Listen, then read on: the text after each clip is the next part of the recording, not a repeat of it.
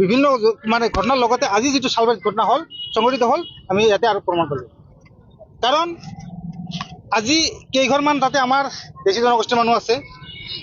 আমি প্ৰাপ্ত খবৰ মতে ওচৰৰে এটা বৃহৎ অঞ্চল মিয়া অঞ্চল, এই অঞ্চলৰ পৰা মানুহ আহি এই অঞ্চলত আক্ৰমণ কৰিছে। আৰু যিটো অঞ্চল এই চালবাৰী অঞ্চল যিটো মিয়া মানে বসতি আছে এটা ঘৰ, এই ফেমিলিতে আমি খবৰ পাইছোঁ যে এই ফেমিলিৰ পৰা তাতে গৰু চোৰ হৈছে, তাতে থাকি ইয়াৰ পৰা ৰেপ কৰিছে ইয়াতে মানুহ আহি। আৰু যিমান মানে এতিয়া তাতে এটা শ্বেল্টাৰ বনাইছে, অপৰাধী শ্বেল্টাৰ বুলি আমি ক'ব পাৰোঁ। য'ত ঘৰটো আছে তাতে মাটিটো খাচ। গতিকে আমি প্ৰশাসনক আহ্বান জনাইছোঁ এই ঘৰটোক অনতিবিলম্বে ইয়াৰ পৰা উচ্ছেদ কৰিব লাগে। কাৰণ এইটো কেৱল দেশী জনগোষ্ঠীৰ সমস্যা হোৱা নাই, ইয়াৰ অঞ্চলত বসবাস কৰা বিভিন্ন জাতি জনগোষ্ঠীৰ সমস্যা হৈছে। এই কাৰণে কিন্তু ইয়াৰ আগতো পদক্ষেপ লোৱা হৈছিল। কিন্তু এটা কথা কি দূৰৰ পৰিতাপৰ কথা, কোকৰাঝাৰ থানাত আমি খবৰ পাইছোঁ যে ইয়াৰ আগতে কেছ দিয়া হৈছিল, কিন্তু জখম হৈছে, কিন্তু মানে কেছ ওলোৱা নাই কাৰণে কেছটো ৰেজিষ্ট্ৰেশ্যন কৰা হোৱা নাই। এইটো কিন্তু কেতিয়াও মানি ল'ব পৰা কথা নহয়। আমি সদায় বৰিয়া দেখি জাতীয় পৰিষদ তৰফৰ পৰা আহ্বান জনাইছোঁ যে এনেকুৱা কোকৰাঝাৰ জিলা প্ৰশাসনৰ এনেকুৱা মানে খামখেয়ালিৰ কাৰণে আজি যিটো ঘটনা হ'ল, আজি তেজ চলাইছে, কিন্তু এতিয়ালৈকে আমি খবৰ পাইছোঁ যে এতিয়ালৈকে কেছ ৰেজিষ্ট্ৰেশ্যন হোৱা নাই। কেতিয়া হ'ব?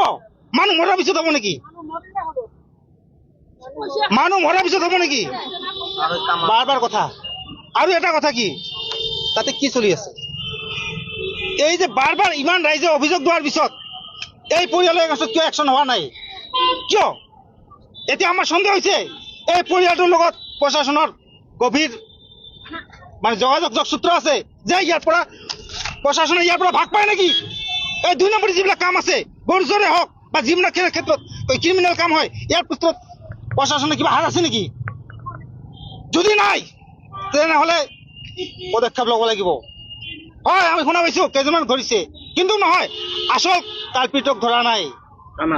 কামাল নামৰ শুনা পাইছোঁ, তেখেত বেলেগ গাঁৱৰ হয়। কিয় এই চালবাৰী গাঁৱত আহি আমাৰ দেশী মানুহৰ ওপৰত অত্যাচাৰ কৰিব? কিয় এই হৰিদলৰ পৰা আহি কিয় ইয়াতে আক্ৰমণ কৰিব? আমি কোকৰাঝাৰ প্ৰশাসনক আহ্বান জনাইছোঁ। লগতে এই যে খিলঞ্জীয়াৰ ওপৰত আক্ৰমণ, মাননীয় হিমন্ত বিশ্ব শৰ্মা ডাঙৰীয়াক আমি আহ্বান জনাইছোঁ যে এই ক্ষেত্ৰত আপুনি নিজে পদক্ষেপ গ্ৰহণ কৰক, হস্তক্ষেপ কৰক। কাৰণ কোকৰাঝাৰ প্ৰশাসনৰ প্ৰতি আমি কিন্তু বিশ্বাস নোহোৱা হৈ গৈছে এই অঞ্চলৰ ৰাইজৰ। যদি প্ৰশাসনে এই ক্ষেত্ৰত পদক্ষেপ নলয়, আমি কিন্তু গণতান্ত্ৰিক আন্দোলন কৰিবলৈ বাধ্য হ'ম। আমি সকীয়াই দিছোঁ যে আমাক যাতে বাধ্য নকৰায়।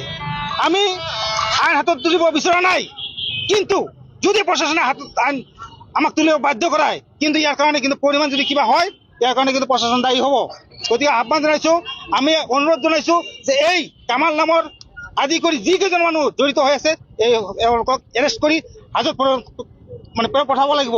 আৰু এটা কথা কি, এই যি সমাজ বিৰোধী মানৱ বিৰোধী যিবিলাক চক্ৰ আছে, এইসকলক কিন্তু স্থান কিন্তু খোলা ময়দান নহয়।